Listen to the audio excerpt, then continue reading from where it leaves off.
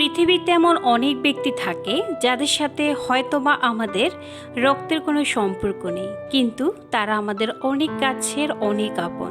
কারণ সব সময় কিন্তু রক্তের সম্পর্কের মানুষগুলোই আমাদের উপকারে আসবে ব্যাপারটা এমন না। কিন্তু দূরে যারা থাকে অনেক সময় তাদের সাথেও কিন্তু আমাদের এমন একটা সম্পর্কের সৃষ্টি হয় যা রক্তের সম্পর্কেও কিন্তু হার মানায়।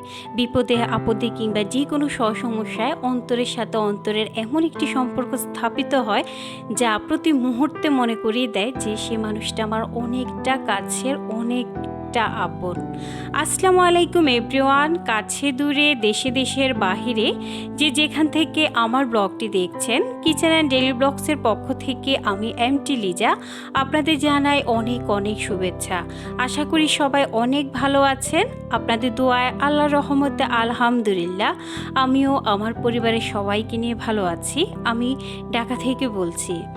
তো আজকে মোটামুটি সকালবেলা নাস্তা থেকেই শুরু করছি, যেহেতু মেয়ের স্কুল বন্ধ সেক্ষেত্রে খুব চাপের কোনো নাস্তাই তৈরি করব না, একবারে ঝটপট হালকা পাতলা। তো ছোটো বোন রাতে কিছু এনেছিল, যে কলা, তারপর পাউরুটি, লটকন। তো ওখান থেকে আমরা রাতেই কিন্তু প্রায় অনেকটা খেয়ে নিয়েছি। আর এই পাউরুটিগুলো কিন্তু একদম মানে যাওয়ার পর কিন্তু তৈরি করি, তারা বিক্রি করে একবারে তাজা, গরম গরমই নিয়ে আসা যায়। আর খেতেও কিন্তু ভীষণ সুস্বাদু, খুবই নরম। তো প্রথমে আমি যেহেতু ছোটো বোন আর মেয়ে দুজনেই কিন্তু এখন ঘুমে আছে, কারণ ওদের সকালবেলায় এখন উঠা একটু দেরিতে হয় যেহেতু বন্ধ। আর আমি আর মা শুধু সকালে নাস্তাটা খেয়ে নেব। তো সেই জন্যই কিন্তু আমি 2 পিস পাউরুটি জেলি দিয়ে মাখাচ্ছি, মাকে দিচ্ছি আমি অরেঞ্জটা আর আমি নেব আপেলেরটা। তো মোটামুটি এভাবেই আজকে সকালে পাউরুটিটা খেয়ে তারপরে মোটামুটি আবার কালকে যে রুটি বানিয়েছিলাম সেটা যদিও দেখানো হয়নি ক্যামেরায়, সেখানেরও কিছু রুটি আছে, সেটা আমি আর মা ওভেনে একটু গরম করে খেয়ে নেব।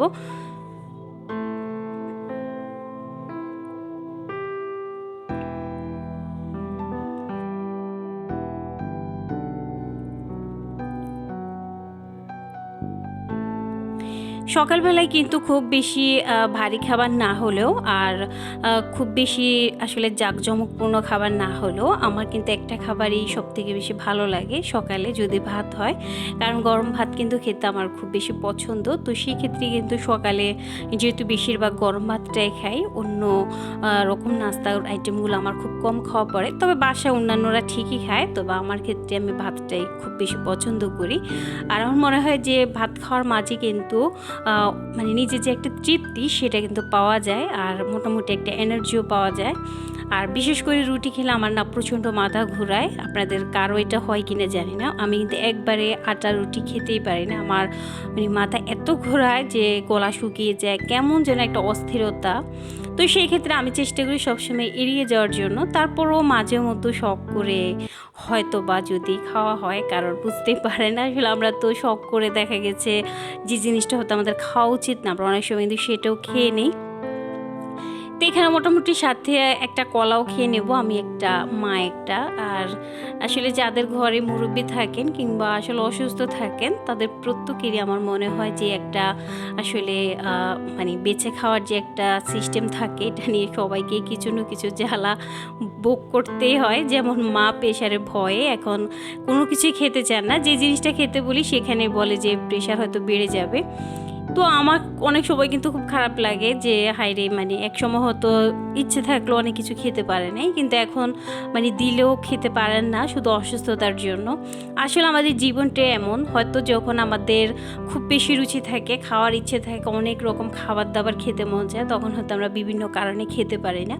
কিন্তু যেই সময়টা দেখা গেছে হয়তো খাওয়ার মতো পরিস্থিতি সৃষ্টি হয়, কিন্তু কপাল খারাপ, আমরা সেই সময় হয়তো আর খেতেই পারি না।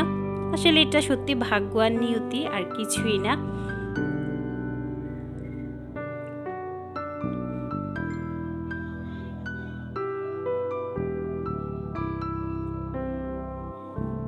সকালে মোটামুটি প্রায় অন্যান্য ক্লিনের কাজগুলো হয়ে গিয়েছে। তো এর ফাঁকে কিচেন ক্লিন করতে এসেছি, তো একটু ওভেনটা আগে ক্লিন করে নিই। আর ওভেনটা যদি প্রত্যেকবার আসলে যখন আমরা কোনো খাবার গরম করব বা যেটাই তৈরি করব সাথে সাথে যদি ক্লিন করে ফেলা যায়, তাহলে কিন্তু ভেতরে আর তেমন কোনো রকম ময়লা থাকে না, একদম ঝকঝকে থাকে।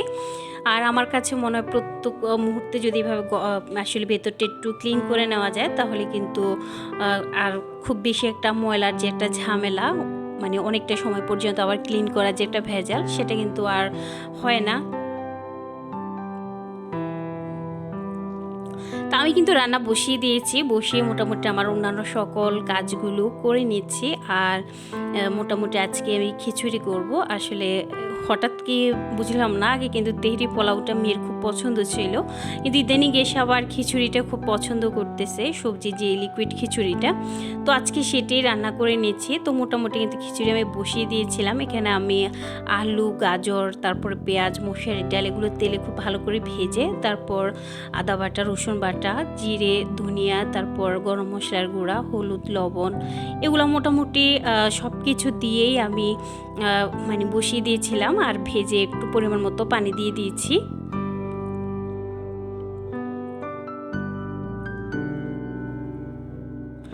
আসলে প্রত্যেকদিন ভাত খাওয়াটাও কিন্তু একঘেয়েমি একটা ব্যাপার, তাই মাঝে মধ্যে কিন্তু একটু অন্যরকম খাবারটা পরিবর্তন করে যদি খাওয়া যায় তাহলেও কিন্তু অনেক সময় কিন্তু মুখে যদি কোনো আসলে খাওয়ার রুচি চলে যায় সেটাও কিন্তু দেখা গেছে অনেক সময় ফিরে আসে। যেমন ভাত রান্না করলে মেয়ে খেতে না চাইলেও মাঝে মধ্যে খিচুড়িটা করে দিলে কিন্তু খেতে খুব পছন্দ করে। আর বিশেষ করে বাচ্চাদের ক্ষেত্রে কিন্তু এই সমস্যাটা আমার মনে হয় খুব জটিল একটা সমস্যা, যে হয়তো খাবার খেতে না চাওয়া। কারণ বাচ্চারা যদি সব ধরনের খাবার খেত তাহলে হয়তো মায়েদের কষ্টটা আমার মনে হয় অনেকাংশেই কমে যেত।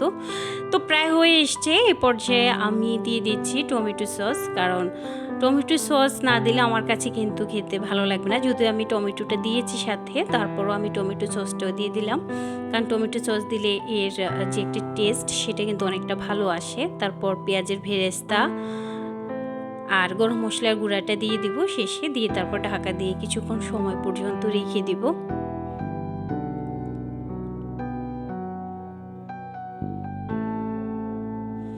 আর যেহেতু কোরবানির ঈদ মানে মাংস মাংস একটা ব্যাপার থাকে, তো সেখান থেকে বের হয়ে যদি আলাদা কিছু করে খাওয়া যায় তাহলেও কিন্তু আমার মনে হয় খাওয়াটা মন্দ হয় না। কারণ মাংস খেতে খেতে এমনিতে একটা অনীহা চলে আসে মুখে সবারই।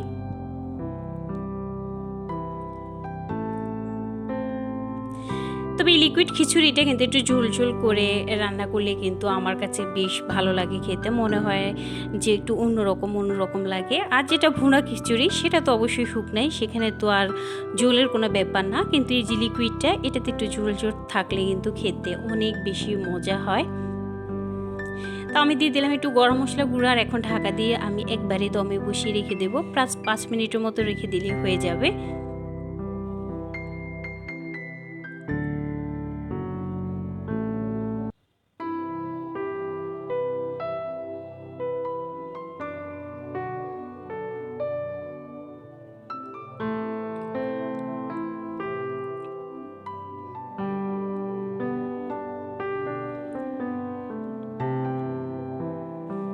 মোটামুটি কিন্তু আমার খিচুড়ি রেডি। তো এখন আমরা মোটামুটি দুপুরে খিচুড়ি খেয়ে নেব। আর এর সাথে একটু মাংস ভুনাও আছে ফ্রিজে, সেটা আমি অফ ক্যামেরায় গরম করে নিয়েছিলাম। কারণ মাংসটা রান্নার পর আমি ফ্রিজে যেতে একটু রেখে দিয়েছিলাম, তো সেগুলি খেয়ে গরম করে নেব আর এগুলোর সাথে একসাথে খেয়ে নেব। আর সাথে আমি একটু মরিচের ভর্তাও করে নিয়েছি। এটা কাঁচা পেঁয়াজ দিয়ে শুকনো মরিচটার সাথে তেল আর লবণ দিয়ে করলে খুব বেশি মজা লাগে কিন্তু খেতে। প্রথম পেঁয়াজটাকে আমি হাত দিয়ে খুব ভালো করে একটু মানে মেখে নিয়েছিলাম, তারপর শুকনো মরিচটা দিয়ে দিয়েছি সাথে ভেঙে, সাথে লবণ এবং সরিষার তেল দিয়ে মাখিয়ে নিয়েছি। তবে এই ভর্তাটা না হলে আমার মনে হয় লিকুইড খিচুড়িটা একদম জমে না, মানে খেতে কিন্তু ওই টেস্টটা পাওয়াই যায় না। তো মোটামুটি আমরা কিন্তু দুপুরে সবাই খেয়ে নিয়েছি।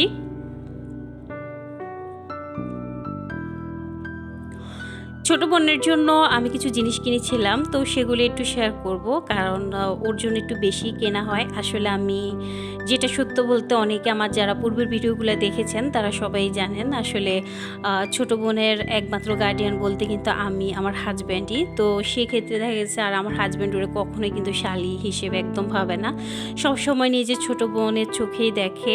আর যেহেতু ওর আমি ছাড়া বলতে গেলে সেভাবে আর কেউই নেই, তো সেক্ষেত্রে যখন বিয়ে হয়ে যাবে তখন তার হাজব্যান্ডের দায়িত্ব থাকবে, তো কিন্তু যতক্ষণ আমার কাছে আছে ততক্ষণ তো আমারই দায়িত্ব।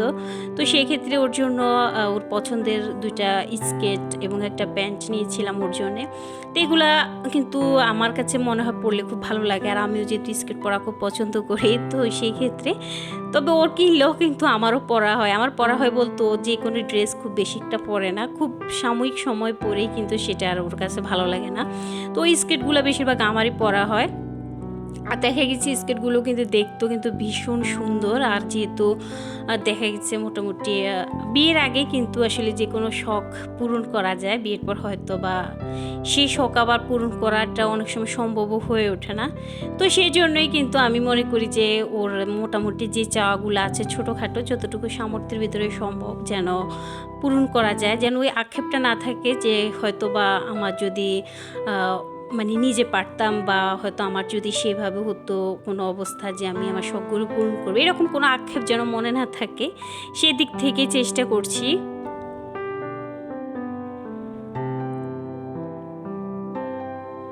তো এটা ছিল প্যান্ট, আর প্যান্টের এই কালারটা আমার ভীষণ ভীষণ পছন্দ, খুব বেশি ভালো লাগে। এতক্ষণ পর্যন্ত যারা ভিডিওটি দেখেছেন সবার কাছে একটাই অনুরোধ, প্লিজ একটি লাইক দিতে ভুলে যাবেন না, কারণ আপনার একটি লাইক আমার অনেক অনেক উপকারে আসবে। আর এতক্ষণ পর্যন্ত আমার ভিডিও দেখার জন্য সবাইকে অনেক অনেক ধন্যবাদ। প্লিজ আমার চ্যানেলকে সাবস্ক্রাইব করে পাশে থাকার জন্য আন্তরিকভাবে অনুরোধ করছি। সকলে সুস্বাস্থ্য কামনা করছি, সবাই ভালো থাকবেন, সুস্থ থাকবেন, পরিবারের সবাইকে নিয়ে আনন্দে দিন কাটান, আমার অন্তর থেকে প্রার্থনা সকলের জন্য। আল্লাহ সবাইকে ভালো রাখুন।